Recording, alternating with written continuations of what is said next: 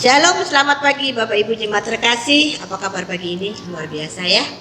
Kita wajib bersyukur Tuhan Yesus masih memberikan kesehatan, kekuatan untuk kembali beraktivitas pada hari ini. Terlebih dalam kondisi cuaca yang sangat sedikit ekstrim dan tidak ramah belakangan ini. Terima kasih kepada Bapak Ibu Gembala yang masih mempercayakan kepada saya membawa renungan pada pagi hari ini. Namun Bapak Ibu Jemaat terkasih, baiknya kita berdoa dulu sebelum kita lebih jauh belajar tentang kebenaran firman Tuhan. Mari kita berdoa. Bapa kami dalam surga, pagi ini kami mau belajar dan merenungkan firman Tuhan bersama sebelum beraktivitas. Biarlah firman yang kami renungkan dapat kami mengerti dan bisa menjadi kekuatan bagi kami dalam menjalani aktivitas sepanjang hari. Ampuni setiap kesalahan kami dan inilah doa yang kami alaskan hanya di dalam nama Tuhan Yesus, Juru Selamat kami yang hidup. Haleluya, amin. Bapak Ibu Jemaat terkasih, pagi ini saya tertarik mengambil sebuah tema hidup dalam kasih karunia, yaitu hidup dalam kasih karunia. Saya ambil dari 1 Korintus 15 ayat 10 yang isinya demikian. Tetapi karena kasih karunia Allah, aku adalah sebagaimana aku ada sekarang, dan kasih karunia yang dianugerahkannya kepadaku tidak sia-sia. Sebaliknya, aku telah bekerja lebih keras daripada mereka semua. Tetapi bukannya aku, melainkan kasih karunia Allah yang menyertai aku. Amin. Bapak Ibu Saudara terkasih, pernah gak kita ngerenungin apa sih arti hidup kita sesungguhnya? Bukankah hidup ini sangat singkat? Seperti debu, menguap. Kalau dalam dunia itu istilahnya nggak ada yang abadi lah. Segalanya akan berakhir. Dengan demikian, apa sebenarnya yang kita kejar di dalam dunia ini? Apakah hidup ini hanya sekedar mengisi waktu, mengejar sesuatu yang suatu saat akan kita tinggalkan?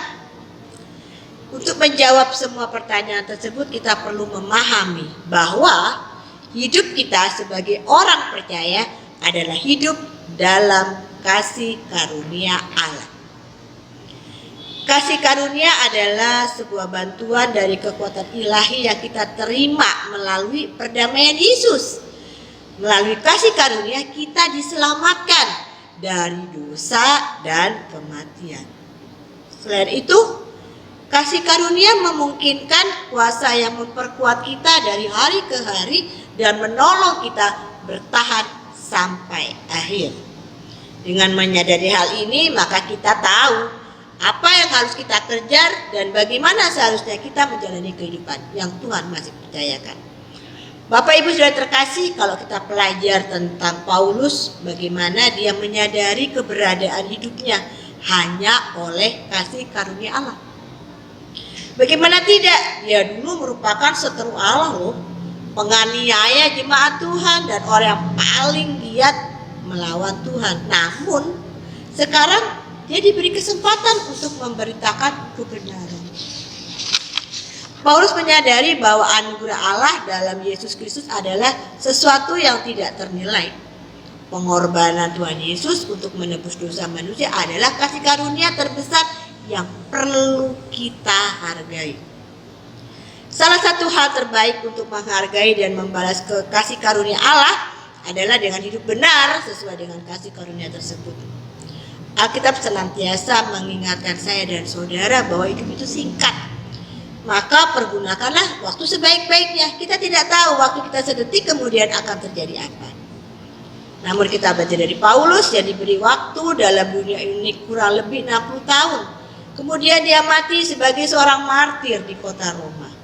Namun hidupnya dipergunakan semaksimal mungkin dengan efektif untuk melayani Tuhan.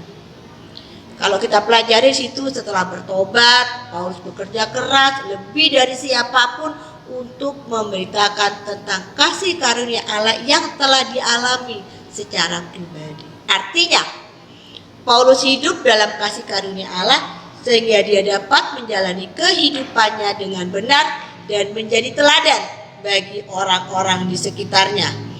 Bagaimana dengan kehidupan kita? Nah, adakah kita menyadari kasih karunia Allah dalam hidup kita?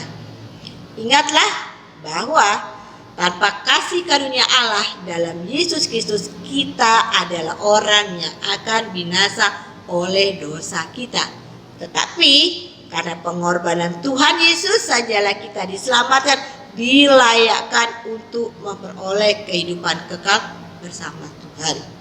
Jika begitu, kasih karunia Allah dalam hidup kita yang sangat besar, maka akan timbul sebuah pertanyaan. Apakah kita akan menyia-nyiakan ya kasih karunia Allah tersebut dengan hidup sembrono atau sembarangan? Bapak Ibu jemaat terkasih, ayo kita belajar menjadi pribadi yang terus menyadari dan menghargai kasih karunia yang Allah berikan kepada kita. Kalau kita tahu kasih karunia, kita akan memanfaatkan kehidupan kita untuk menghargai kasih karunia tersebut. Hanya orang-orang yang dapat menyadari kasih karunia Tuhan akan digunakan hidup untuk kemuliaan Tuhan. Hidup untuk kemuliaan Tuhan bukan sekedar berbicara melayani gereja atau kegiatan keagamaan lainnya, namun hidup untuk kemuliaan Tuhan berbicara tentang kehidupan kita sehari-hari.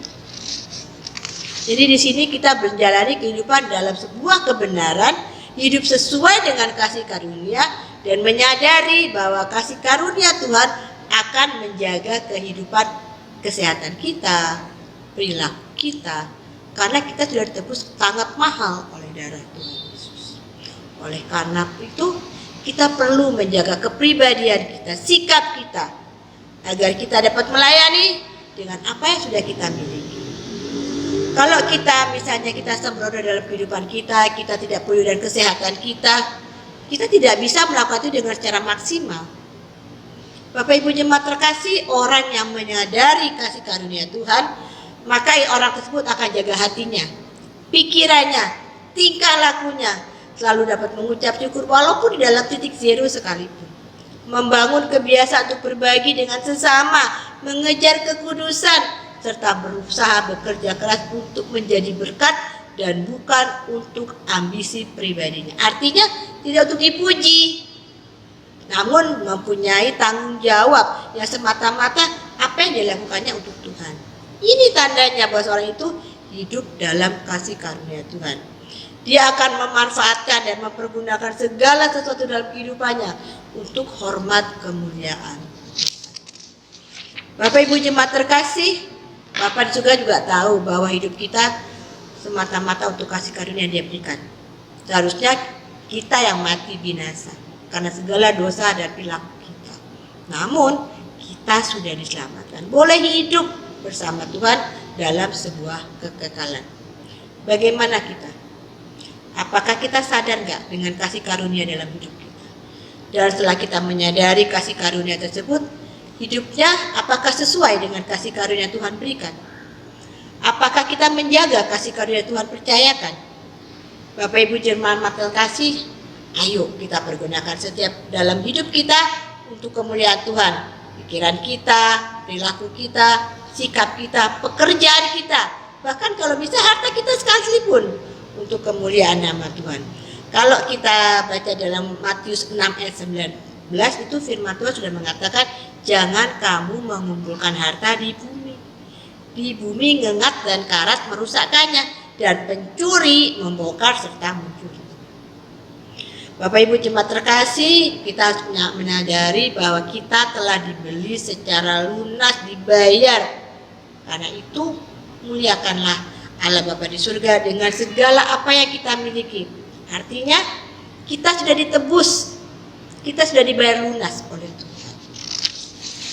Bapak Ibu jemaat terkasih, kasih karunia merupakan sebuah anugerah dan kita wajib bersyukur atas kelebihan dan kekurangan yang dimiliki oleh kita semua. Tidak ada manusia yang sempurna, namun kasih karunia yang dianugerahkan oleh Tuhan dapat kita jadikan modal utama untuk menciptakan kehidupan bersama yang harmonis dan memberikan manfaat bagi semua orang. Haleluya, amin. Mari kita berdoa. Bapa di surga, segala sumber, segala kasih karunia, kami selalu ingin untuk bisa bersamamu. Kami memohon kiranya senantiasa kami dapat senantiasa membangun hidup rohani dengan berbagai kasih karunia yang sudah Tuhan percayakan. Perlengkapi kami semua Tuhan. Teguhkan langkah kami, kuatkan iman kami, kokohkan kami di dalam kasih-Mu, sehingga kami menyadari bahwa kami hidup karena kasih karunia-Mu. Berkati kami sepanjang hari dalam beraktivitas yang Tuhan masih percayakan. Ampuni Bapa setiap kesalahan kami. Di dalam nama Tuhan Yesus kami alaskan doa kami. Haleluya. Amin. Selamat pagi Bapak Ibu jemaat terkasih. Tuhan Yesus memberkati.